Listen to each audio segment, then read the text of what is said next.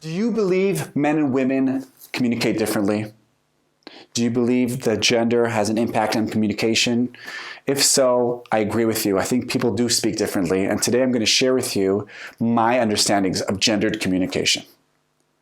Hi, my name is Dr. Assael Romanelli, and today we're going to be talking about You Just Don't Understand, Reflections on Gendered Communication. So this talk is going to be based a lot on this book, You Just Don't Understand by Deborah Tannen, Men and Women in Conversations. But I want to combine it with two other clinicians as well. So Terry Real talks about psychological patriarchy. And what he's basically talking about that all of us inside our mind, we split the masculine and feminine aspects of ourselves. We position one above the other and we keep it a secret. Okay, so the masculine aspects for Terry Real would be assertiveness, control, decisiveness, and the feminine aspects would be connection, vulnerability, expressivity.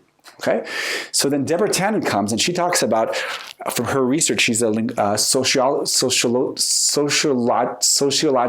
linguistic, and she talks about she interviewed men and women, and what she realized is there's two types of communication. There's report talk and rapport talk. So report talk is the more masculine, is what men are trained with, which is solving problems, right? So I communicate in order to solve problems. You tell me something, I answer you. Okay, whereas women or girls, they practice rapport talk. Okay, so the communication is more about building connection. So it's not necessarily about solving, but it's also sharing.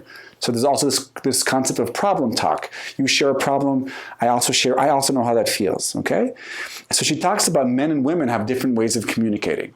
So I've been thinking about that, and I think that's also connected to socialization, because I know many women whose preference is to do report talk, and men who tend to do rapport talk. And this connects to Assael, who talks about the feminist revolution that kind of made intimacy verbal, and quiet intimacy or masculine intimacy, like two men fishing or two men watching TV, is considered not intimate anymore. We've prioritized verbal intimacy over silent intimacy. So we have Terry Real, we have Deborah Tannen, we have Assael, and each one of them are kind of similar but kind of different. And I want to give a few examples of how I see the gaps in gendered communication and how we can solve them in a second. So the classic scene in White Men Can't Jump is when this couple is in bed and she's in the middle of the night, she's thirsty and she wants a cup of water, and he gets up and gives her a cup of water. And then she says, no, I don't want you to say, I don't want you to solve my problems. I want you to sympathize with me. I want you to say, yes, I also know how it is to be thirsty. Okay, which is kind of a caricature, but I think it's very symbolic of this dynamic, okay? Or in the clinic, many, many times, especially in heterosexual couples, the man is just not equipped with the verbal intimacy skills that his wife is expecting him. He's at a loss. What he knows to do is report talk, and when he does that, that even frustrates the women more. Or as Terry Real calls it, the 21st century women want 21st century intimacy, but the men are still in 20th century masculine socialization. So I want to give the opposite example. So just the other day, I was talking to Galit and I was telling her about a rough day I had. And she said, yeah, I also had a rough day. And she gave me an equivalent from her life. And this was really interesting because usually when she goes and talks about herself as a man, I get insulted. Why? She's not listening to me. She's not asking me questions. But actually, I realized at that moment, it took me many, many years to realize that she was doing rapport talk. She was doing problem talk. She was sympathizing with me by sharing her own problem. It wasn't on my expense. It wasn't she wasn't listening. This was her way of doing natural rapport talk. And over the years, since we've known these concepts, me and Galit, we talk to each other, and sometimes we'll ask each other, what kind of listening do you want? Do you need rapport talk or do you want rapport talk? So now how do you do that? How can we bridge and gap and expand our gendered communication? So the first thing is, before you transmit, before you say something, think with yourself, what do you need? What kind of listening do I need? Do I need rapport talk? Do I want like tips and advice? Or do I want rapport talk? I want just to sympathize and maybe hear their problems. Or I just want them to listen. I don't want anything. I don't want any feedback. If this is an important talk, or if you're flooded, you ask specifically, explicitly say, what kind of listening do you need? So if I had a rough day and right now I just want Galit to listen, I'm saying here, Galit, this is rapport talk and I just want you to listen. Or if I have a problem and I'm like, Galit, I need your help with this. I need rapport talk. Please tell me what you think. This is the scenario. What do you think?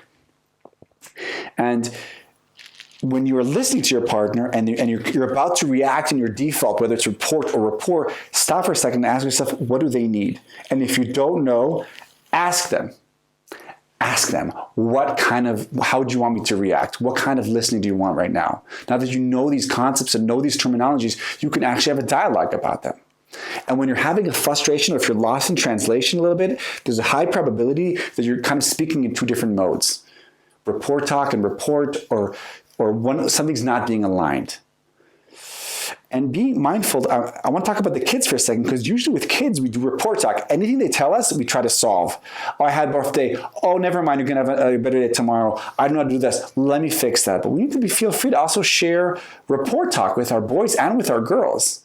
We want to raise a generation of kids that are not that gendered, but they can go also report talk and also report talk. But for that, we need to be able to react to them, respond to them from both versions, from both styles of communication.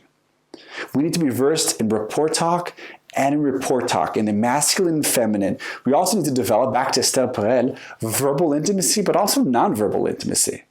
We need to have that whole range, because at the end of the day, the person that's most flexible in their ability to be intimate, the most flexible in the way to communicate, are the ones that are going to have the richest relationships, and rich relationships equal a rich life, a fulfilling life. So, start understanding, expand your communicational mastery, and the gendered communication will slowly become less of an issue, and it's going to be more of an issue of what does my partner need right now, and less of what kind of socialization did they go through.